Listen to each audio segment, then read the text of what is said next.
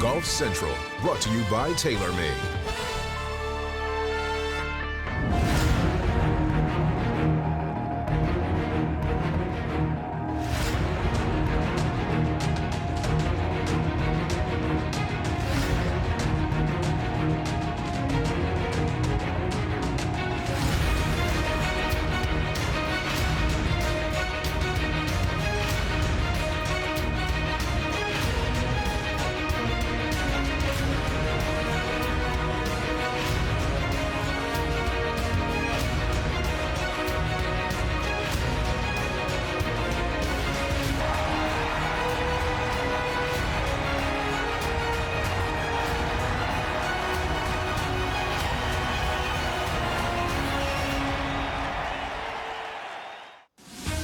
From a one-shot lead at the turn on Sunday to a resounding six-shot victory, Bryson DeChambeau made a statement at Winged Foot.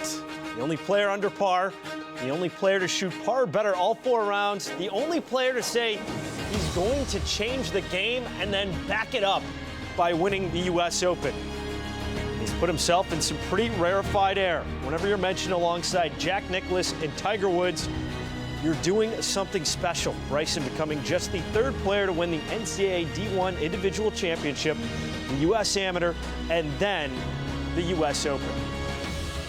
And what a career arc it's been for the newly minted U.S. Open champ. From mad scientist to brawny Bryson. When he first got on the PGA Tour, his peers viewed him with intrigue, but also as a novelty act who wouldn't and couldn't last. Welcome into Golf Central. I'm George Savarickas.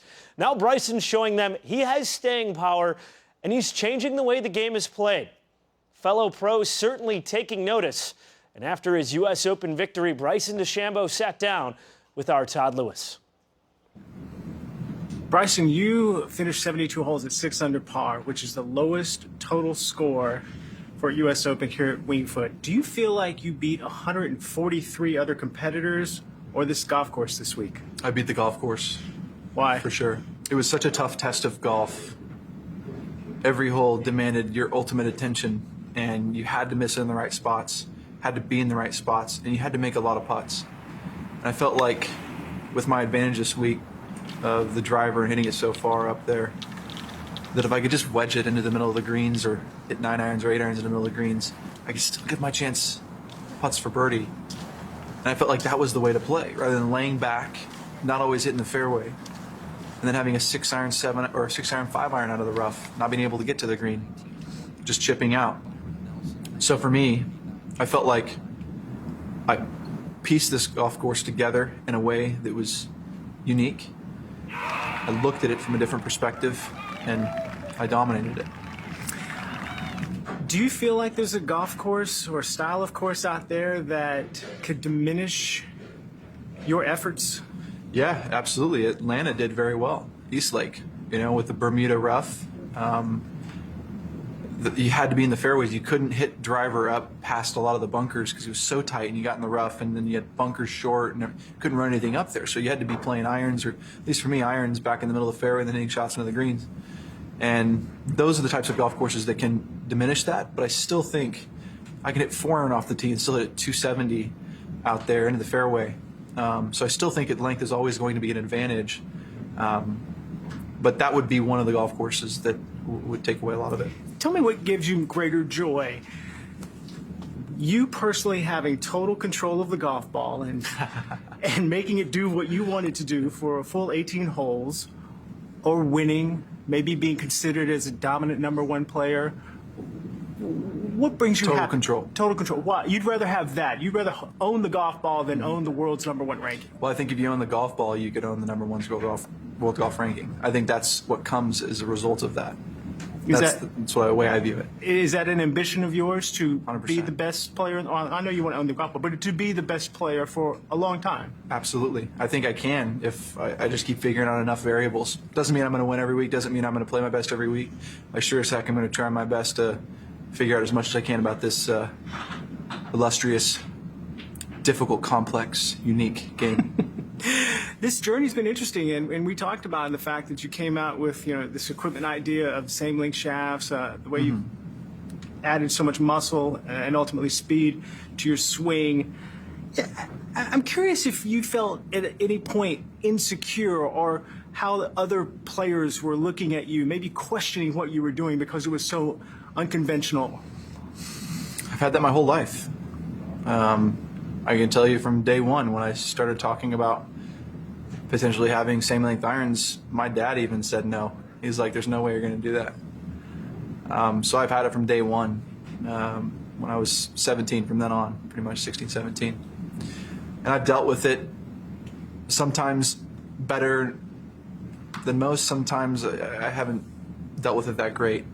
At the end of the day, I have an amazing support team behind me that allows me to refocus and say, no, you're going down the right road. You're doing the right things for yourself. Keep on going on.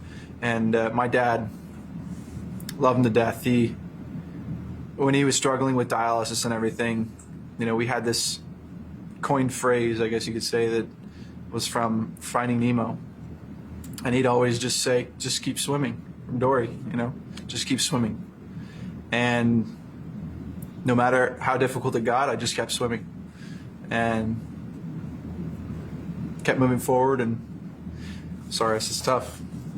Yeah, and I'll say why, because you could say just keep swimming to your dad, who's been fighting diabetes, who needed a kidney transplant, got it from a longtime friend. Ron. I mean, he was fighting for his life there for a moment. How proud are you now to have him witness this? It was my lifelong dream before he was to go to win a major championship. I knew I could win a tour event, have him be there for that. I didn't know if a major was going to come because they're so far and few between. And to have it happen here at a historic place, historic venue, Winged Foot. To have my dad watching, able to experience it with me, albeit he's 3,000 miles away. No, and I'll just go back to this one moment where my dad every single day would just support me, and he would be there for me. And I wanted him to see this, and him being 3,000 miles away, knowing that, you know, time is precious for him. I didn't know if I could get a major done in that span of time, but I certainly knew that I could win a tour event, and I was able to. This was the ultimate goal for me before he was to go, and I think that he's got a lot more opportunity to live a longer life now, but when he was on dialysis and everything, I was trying my hardest to win a major for him. Finally, this is the first of what many would consider maybe many major championships in your career. Do you have a target of how many of these you want to win or not? No target, just every day getting better. Every day trying to be the best I possibly can be. This type of performance, it just doesn't happen at the U.S. Open, unless your name is Tiger Woods. 2000-2002, Woods was the only player under par en route to winning his first two U.S. Opens. DeChambeau equaling the feat this past week, and it's the way he did it that caught Rory McIlroy by surprise. I don't really know what to say because that's just the complete opposite of what you think a U.S. Open champion does. Look, he's found a way to do it. Whether that's good or bad for the game, and I don't know, but it's just it's not the way I saw this golf course being played or this tournament being played, and it's can't really wrap my head around it. With Golf Channel analyst Tripp Eisenhower, Tripp, everyone, rightfully so, is talking about the driver. That's getting all the hype. That's what you hear other guys on tour talking about down the range. But there are other ingredients if you're going to win the U.S. Open, which is a complete test. Yeah, there are, George. But, you know, when you look at his driving stat as far as historically, if we look at that and the driving accuracy, I mean, this was the lowest, that any champion has done since 1983. But in fairness to Bryson, he hit more than the field average. The field was averaging 39.5%. So he was driving the ball better than the field average. He wasn't the worst driver in the field. He was just the worst of champions since 1983. And it's kind of the evolution a little bit of how this game has evolved. But you're exactly right, George. We focus so many times on exactly what he's doing off the tee, how the power, the bulk up. But there's another evolution that's been happening right in front of our faces, and he would not be winning tournaments, in particular major, without it. Here he is in the second round, the most difficult day by far at the U.S. Open. This is the third hole. After a bogey at 2, this is 32 feet away. George, we watched that putt from a number of times. Nobody got it either to the hole or they ran it way by. Here he is at the drivable 6 after a beautiful 300-yard shot right in front of the green.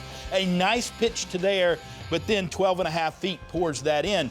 And to cap it all off, Bubba Watson, the only guy under par, it seemed like that day, had posted a 69. Bryson with a 380-yard drive from 178 yards, a laser to 6.5 feet.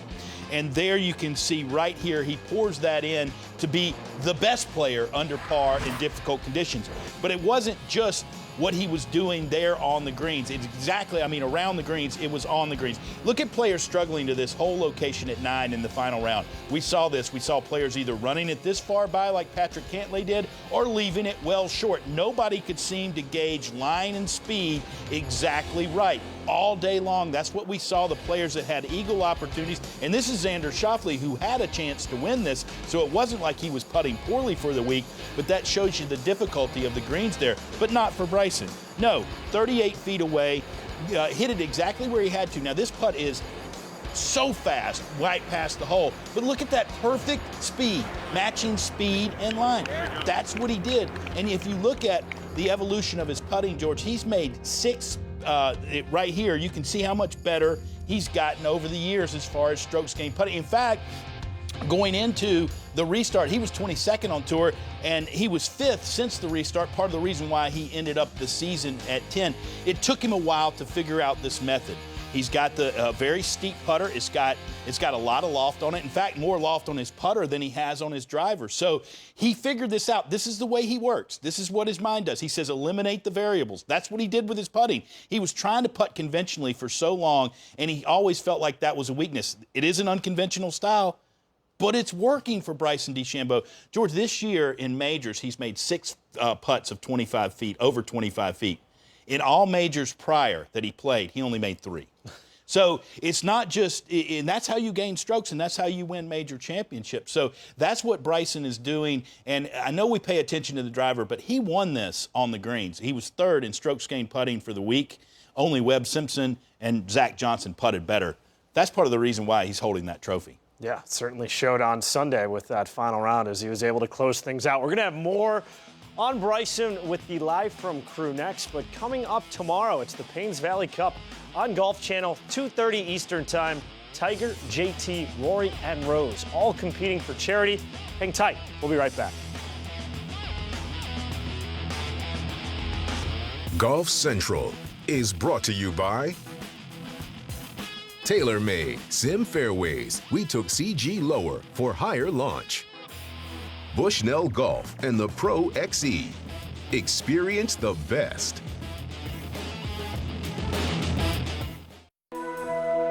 Welcome back to Golf Central, and I couldn't think of a better way to celebrate winning your first major than, you know what, cuddling with the trophy. That's Bryson DeChambeau getting some shut-eye with the U.S. Open trophy after winning the 120th edition. And with the recap of what we saw at Winged Foot, here's the Live From Crew with Rich Lerner breaking it all down. Joined by Brandel Chambly and Justin Leonard. Justin, at the beginning of the week, the consensus was that Bryson DeChambeau couldn't possibly hit driver and hit it as hard as he does, swing as fiercely as he does around here. Not as narrow as the fairways are and not as high as the rough is. How did he get the job done hitting only, I think it was 23 fairways for the week, the fewest number of any U.S. Open champion since they began keeping these stats back in 1983? Well, Brandel can explain angle of descent, which I'm a believer in now. But he did it not necessarily because he hit it further than everybody, because he didn't. He hit few fairways. He's creative. He knows when to play the ball into greens. At Winged Foot, you have a corridor to run the ball up on some of these greens. Most of these greens, in fact. There are some false fronts, but you can trundle the ball up there. Bryson's able to do that. He's been a great putter for the last year and a half. That was on full display. Wonderful short game. But I think, to me, the thing that you can't measure is his belief in what he was doing, his belief in his game plan. Look, I'm a pretty conventional thinker, and we talked about the need to hit 30 to 36 fairways at the beginning of the week. Partner, we were wrong. And I don't mind admitting it because it was so entertaining to be proved wrong by the things that he did on the golf course. But I think it's the belief in not only himself, but in what he's doing, and that he's laid out the best plan for success. Having that inner belief, he never went away from it. Yeah. You know, we did talk about if Dustin Johnson hit 32 or 36 fairways for the week, that he'd be unbeatable. But we said that's a huge if. Fact is, in 2006, the most fairways anybody hit was 38. Okay, the most was 38. That's barely above. That's like 65%. So the game has changed seismically since then. They're hitting it even further, and the fairways were essentially the same width. So if you get fixated on the number of fairways Bryson DeChambeau hit, sure, you can be disappointed. But the fact is, and Rory seemed disgruntled by the fact that Bryson had played a different kind of game, at least that seemed to be what he was saying, and that he was tapping in and taking advantage of the game. But the irony is that Rory won in 2011 the U.S. Open by 8, and he finished 26th in fairways hit. And Bryson just won by 6, and he was 26th in fairways hit. The fairways were just much harder to hit here than they were at Congressional. He won this golf tournament in very much the same way that Rory did. He had better iron shots, certainly better than Rory and DJ and Matt Wolff, all of whom outdrove him for the week, by the way. He wasn't the longest. And then he out-scrambled everybody else. This was an amazing event. But the most impressive part about it was he was a different player this time last year. He couldn't have done this. He couldn't have scrambled his way to victory last year. He couldn't have putted his way to victory. If he'd have come in here the same player he was last year, same body, same technique, and scrambled and putted the way he did this week, it would have mattered him going from 27th to 22nd. It's the power that unlocked all of it. Tell you what I think some people are lamenting. You and I were watching some Payne Stewart highlights. They were on Golf Channel, and we both stopped. You know, it's like, just love the way he swung it, that syrupy rhythm. It was like watching a beautiful, graceful dancer. And that's gone. That's lost. That is not coming back. Now, it's not the death of the sport by any means. It's just a radical change, and some people aren't happy about it. In other words, like the grace and the beauty, the art is kind of slipping away, and it's just a hammer. Just hit it as hard as you can. I think that's got some people unnerved. I liken this to Moneyball. And when Moneyball took over baseball, the scouts, Moneyball and the sabermetrics, proved that the scouting was outdated, subjective, and flawed. It proved it. And it changed the way, right? There was a velocity spike, ball pin usage, defensive shifts, all based upon Moneyball, okay? So in this game, we were taught growing up, I'm sure Justin was the same, take it back nice and slow, okay, right? Ben Hogan's book, 5 Fundamentals, says you want this forearm pointing up, okay? You want the inside of your elbow pointing up, okay? So what does Bryson do? He watches the longest hitters in the world. He knows that they do not take the club back slow, okay? They want to excite the muscles, so they take it back fast, okay? He also studied the straightest hitters of all time, and none of them had this elbow pointing up in the air. You can do this at home. If you take this elbow and point it up in the air, you could take your hand and turn it this much. If you point that elbow at the target, you can't turn your hand more than that. That move right there is why Calvin Peete hit it so straight. So Bryson incorporated exciting the muscles of long drive and the elbow move of Calvin Peete. He put them together, and he won the U.S. Open. The U.S. Open is not about accuracy. There has not solely, there has not been one person lead in fairways hit and win the U.S. Open since they started keeping statistics. It's about length, power, accuracy, touch, nerve, skill, strategy, all of that. And it was on full display today. Full display. And look, when he's over a putt, it looks like he's about to take a jackhammer to some concrete. You know, does. he's a stiff, you know, talk about rigid and locked and like he's about to break up somebody's driveway. It really does. Okay? But what he is, he's locked into a position that he can repeat. That's why he has the same length golf clubs. They're all 6-iron length. So he can lock into a position and repeat. That's what he does with the driver. That's why he was here past dinner time, because he was trying to get back in that position where he could repeat. This week he did the best job of that, as far as I'm concerned. Colin Morikawa won the first major of 2020 in this unusual year. PGA Championship at Harding Park in San Francisco. DeChambeau at Winged Foot. The Masters is in November, and I know you guys both think DeChambeau. I think Vegas would agree. DeChambeau at this moment in time would be the favorite going to Augusta National. So, Rich, probably wondering what those updated odds are. This, according to our friends at PointsBet, they actually have Rory McIlroy plus 950. Bryson DeChambeau is the second favorite at the moment. What a story it would be for Rory if he can cap off the career Grand Slam in November. Golf Central is back in 30 seconds. From the header on the marquee through 54, pushed into the supporting actor role. It was still a great week for Matthew Wolff at the U.S. Open, the youngest runner-up finisher since 1960 at just over 21 years old. Remember Jack Nicklaus, Cherry Hills, that was back in 1960, competed as an amateur when he was runner-up. Well, tomorrow on Golf Channel at 2:30 Eastern, it's the Paynes Valley Cup, a special 18-hole exhibition charity match. Tiger Woods, Justin Thomas, Rory McIlroy, and Justin Rose. Must-see TV.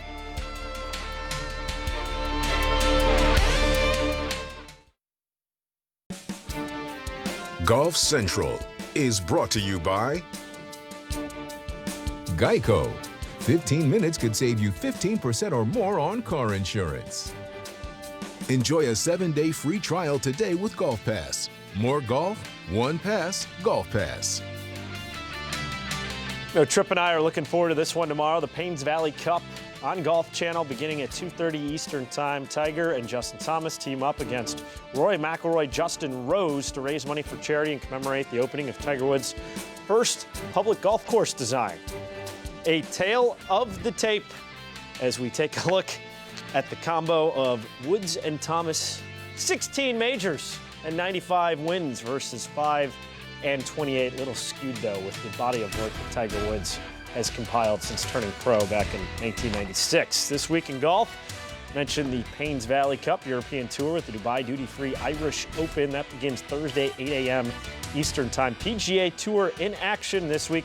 Corrales Punta Cana Resort and Championship Thursday, 2 p.m. Eastern Time. Tiger usually goes into hibernation after a major. Rare look at him the Tuesday after. Yeah, I mean, he mentioned after that disappointing U.S. Open performance from Tiger Woods, but he definitely, Tigers don't hibernate, but this one's going to after tomorrow, but it'll be our last look at him for a while. Yeah, you won't see me for a while. Well, Tuesday, but then won't be for a while. You're going to see us tomorrow for Tripp Eisenhower. I'm George Savaricas. Have a good night.